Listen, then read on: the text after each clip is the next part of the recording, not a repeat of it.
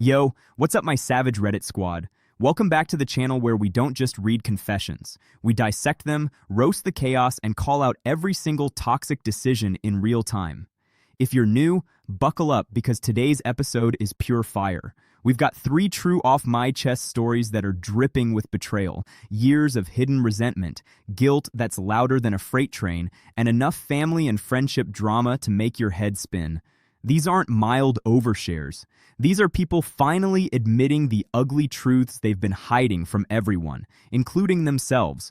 One involves a sister who went nuclear on her golden child sibling, another is a so-called best friend who played the long game of sabotage, and the third? A man whose past abandonment just came knocking with a teenager in tow. These confessions are messy, personal, and impossible to look away from. Let's get into it. Starting with story number 1 that had me yelling at my screen. Story 1 comes in hot, with a title that already sets the tone. Something along the lines of, I finally got my revenge on my perfect sister, and part of me doesn't even regret it. Our poster, Rachel, lays it all out from the beginning. She's the older sister by a few years, the one who was always expected to be the responsible one, while her younger sister Emily was treated like a fragile little princess who could do no wrong. From childhood, the parents made it crystal clear who the favorite was. Emily gets awards at school, the whole family throws a party. Rachel works her butt off, gets good grades, helps around the house. It's met with a casual, that's nice, before they go right back to praising Emily for breathing correctly. As they get older, it gets worse. Emily wants to study abroad. Parents empty the savings account. Rachel is working 2 jobs to pay for her own community college classes and still chipping in for family bills. The resentment doesn't just build, it hardens into something ugly. Rachel admits she started distancing herself emotionally, but kept showing up for family events with that fake smile plastered on. I was the reliable one who never complained, she says, while Emily got everything handed to her on a silver platter. The breaking point hits when Emily gets engaged to what sounds like a genuinely good guy. The wedding planning is in full swing. Parents are funding the venue, the dress, the whole fairy tale. Rachel is expected to be the happy big sister, of course. Then fate hands her the receipts. She borrows Emily's phone for a quick call and stumbles on months of messages proving Emily has been cheating. Detailed texts about late-night meetups with some coworker, complaining about how the fiancé is stable but lacks excitement. Most sane people would either mind their business or have a tough conversation. Rachel? The years of being second place, overlooked and undervalued, exploded. She took screenshots, created an anonymous account, and sent every single piece of evidence straight to the fiancé. The fallout was immediate and catastrophic. The engagement shattered overnight. Emily is left sobbing, calling everyone in tears. The fiancé blocks her completely and cancels everything. Parents are in panic mode, consoling their precious Emily while starting to piece together that Rachel might have had something to do with the sudden change. Family group chats are blowing up with accusations flying. Rachel watches it all from the sidelines, feeling this twisted mix of vindication and emptiness. In her confession, she writes about how freeing it felt in the moment, but now the guilt is starting to whisper that maybe she went too far. I wanted her to hurt like I did all those years, she admits. This confession came with enough emotional damage to power a small city. Rachel, I get it. Growing up in the shadow of a golden child messes with your soul. But turning into an anonymous avenger? That's not healing. That's becoming the very thing that hurt you. And the parents? Y'all created this monster. Favoritism isn't a parenting style. It's a recipe for lifelong therapy bills and holiday dinners that end in screaming matches. The fake innocence from Emily acting like the victim after her own mess? The audacity is actually impressive. Everybody in this story needs therapy, accountability, or a long nap away from other humans. Imagine holding on to this mess for years, and then dropping it like it was a casual life update at the family dinner. This is not just drama. This is a full emotional landfill fire. Rachel ends her post wondering if she should confess to the family or let it stay buried. My final take? The resentment won this round, but it might cost you the war. Call out the favoritism, but next time, try words before weapons. Parents, do better or watch your kids turn on each other. This one left me stunned at how one bad family dynamic can turn everyone into villains. Alright, catch your breath, because we're moving straight into story 2 without pause. If you thought sibling betrayal was bad, wait until you hear about the best friend who was secretly the enemy all along. This one is titled roughly, I sabotaged my best friend's entire career because I was jealous and now I hate myself. Taylor and Kayla were inseparable since college. Same major, same big dreams of making it in the competitive world of content creation and influencing. They made a pact. We'd succeed together, no matter what. Taylor was always the one posting supportive comments, hyping Kayla's videos, and acting like the ultimate cheerleader in their group of friends. On paper, it looked like sisterhood goals. But Taylor confesses the ugly truth. Deep down, she was seething with jealousy. Kayla had that natural charisma, the one that drew brands and followers without trying as hard. Taylor started small at first, forgetting to mention casting calls or collab opportunities she heard about. Then it got darker. She'd leave shady comments from burner accounts questioning Kayla's professionalism. She'd steer potential sponsors away with subtle hints that Kayla was difficult to work with. One major incident involved Taylor straight up intercepting an important email and letting it die in her inbox. Kayla kept pushing forward, crediting Taylor publicly for all the support.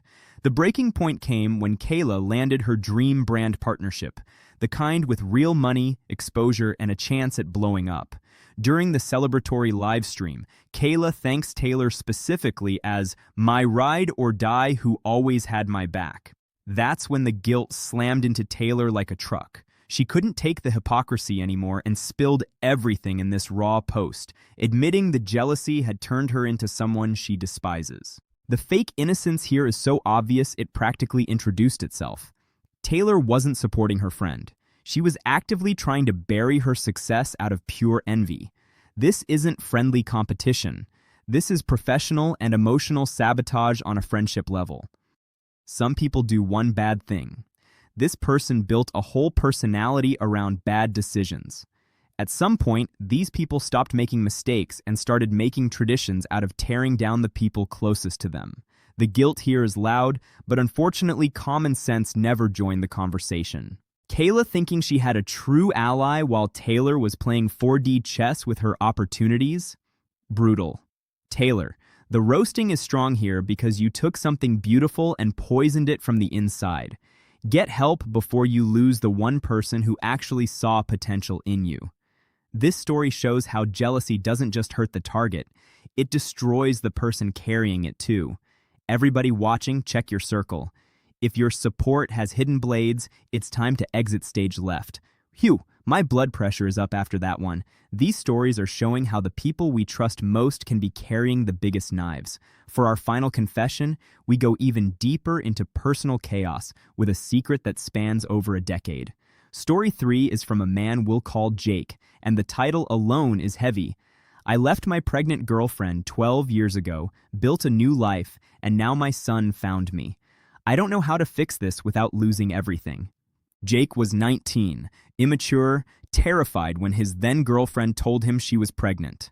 Instead of facing it, he chose the coward's way out. He disappeared, moved to a new city, cut all contact, changed his number, and tried to pretend that chapter never existed. He justified it to himself as, she's better off without me, and I wasn't ready. Fast forward, Jake meets someone new, falls in love, gets married, has 2 young kids, and builds what looks like the perfect family on the outside. He pushed the guilt so far down, he almost forgot, until a message arrives from a 12-year-old boy, his biological son. The kid, with help from DNA ancestry tests and some detective work, tracked Jake down. The original ex has been raising him largely alone, facing hardships that Jake never had to deal with.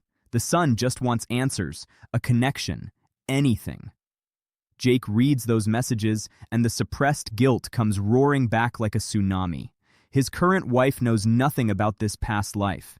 He's terrified that coming clean will destroy his marriage and the family he built. In the post, he describes the sleepless nights, the what-ifs, and the crushing weight of knowing he abandoned his own flesh and blood. This is the kind of confession that makes you pause and stare at the wall.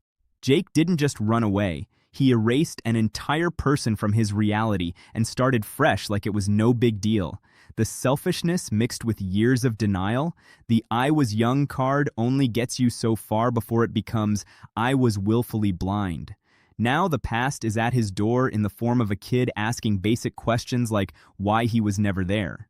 The emotional tension here is off the charts. One wrong move and two families could be shattered.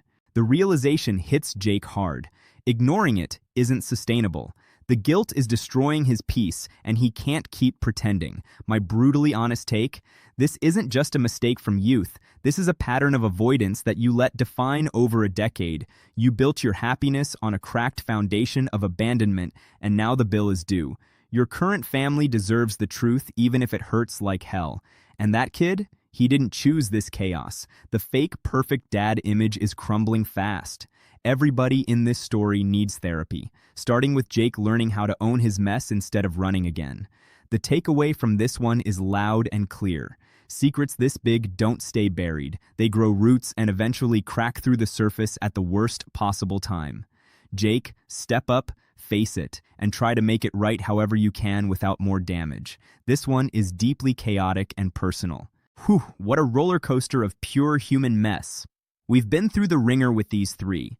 Rachel's explosive sibling revenge, Taylor's years-long friendship sabotage, and Jake's decade-old abandonment coming back to haunt him.